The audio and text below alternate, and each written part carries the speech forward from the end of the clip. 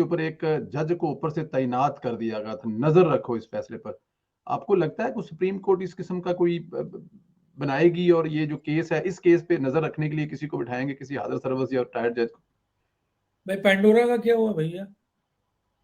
क्या हुआ पेंडोरा का? उससे बड़ा था ना पनामा का। और बिल्कुल उसमें ठीक। तो हुकूमत के बड़े बड़े वजीर इन्वॉल्व हैं। कहाँ है सुप्रीम कोर्ट? कौन कौन से केसेस हैं भाई? इतने बड़े बड़े केसेस हैं, कहाँ है सुप्रीम कोर्ट?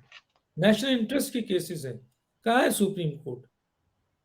सिर्फ उम्मीद की जा सकती है, दुआ किया जा सकता है कि अल्लाह ताला जिस तरह पनामा केस में सुओ मोटो नोटिस लिया गया, उसी तरह पेंडोरा में ले लें। उसी तरह ये फॉरेन फंडिंग के ऊपर लीजिए, बहुत बड़ा मसला है, सुप्रीम कोर्ट को लेना चाहिए।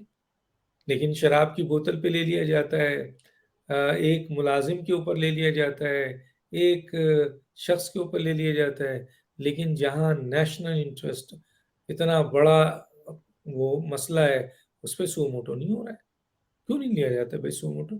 तो अल्लाह से दुआ है कि अल्लाह ताला हमारे मुल्क में इंसाफ का बोलबाला करे।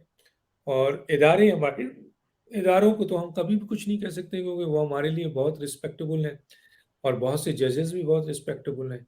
लेकिन कुछ फैसले और कुछ जजेस ने ये साबित किया है कि वो माजरत के साथ इस मुल्क के स्याह तरीन फैसले हैं और उनके चेहरे भी स्याह तरीन हैं।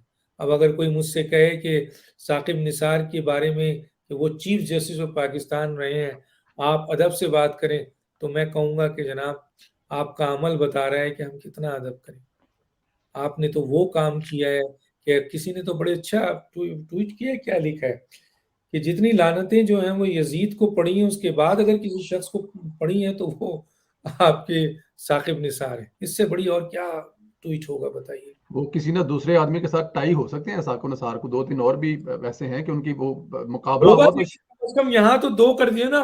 एक यजीद, जितनी लानतें उस शख्स पे पड़ी हैं, बहुत इतनी बड़ी बात। लानतें पड़ी हैं, और आइंदा आने वाले नस्लें भी देती रहेंगी।